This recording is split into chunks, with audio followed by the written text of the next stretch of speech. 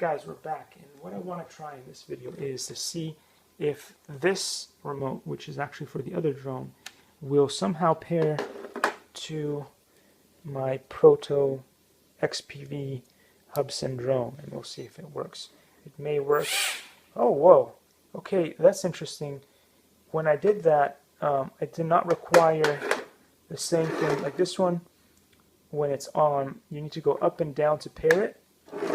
On this one, it seems to have connected like immediately without requiring the pairing system, and it'll sort of, it looks like it flies just the same. Wow, that's very cool. So it turns out that I can use either remotes to remote control the same drone.